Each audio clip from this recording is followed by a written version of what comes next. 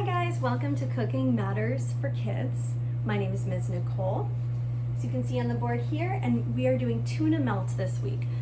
So before we get started on our recipe, think about this for a moment. What is the most important thing we need to do before cooking or preparing food of any kind? If you said washing your hands, that is correct. So before I got in this room, I washed my hands really well with soap and warm water. And I also washed off the vegetables we're using today. So it's important that we both wash our hands and we wash any fresh produce, okay? So we are using tomato and celery. And I've actually pre-chopped these. So in that last video, I showed you how to chop these up and they're all here ready to go. That makes it really easy once I start cooking. We're using tuna fish, of course, mayonnaise, some cheddar cheese. In your recipe, it's going to tell you to grate the cheese. So if you have a block of cheese, that works just fine. Grating can be a little bit dangerous though, so make sure you ask a sibling or an adult or parent in your family to help you out with that. As well as with the chopping.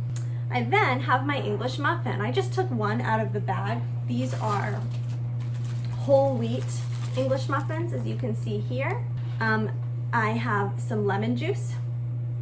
In your recipe, it tells you to have a whole lemon and that you will then squeeze the lemon either way, whichever works better for you.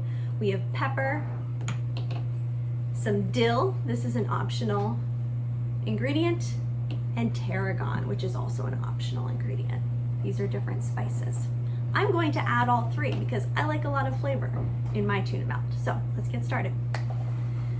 For tools, I have some measuring cups, a can opener, although I don't need it and I'll show you why, measuring spoons, some bowls, and a fork and a spoon. So pretty simple, we don't need anything fancy, but let's get started. So this is on page 61 of your book, so everyone is going to be getting, well, you should already have, a Cooking Matters for Kids book. So all your recipes will be in here, but in case you forgot, it's going to be uploaded as well. So I have my recipe printed out right here. It's nice to keep your recipe close at hand when you're cooking. That way you can always look if you forget a step. It's very important that you read fully through your recipe before you start cooking. Okay, you want to make sure that you know all of your ingredients and all of your steps. You don't need to memorize them, but at least be familiar with them first, okay? So I have already read through this. Another thing for you to note is that in your recipes, there's a little icon. It's a spoon and a fork, and I don't know if you can see it from so far away, but those little icons will show you that that step requires help, either from a sibling or parent or adult, okay? So maybe you can see it from far away.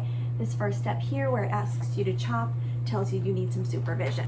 In your recipe, you have ingredients on the top left, the nutrition facts panel, and Ms. Brenna will explain that a little bit later in following weeks.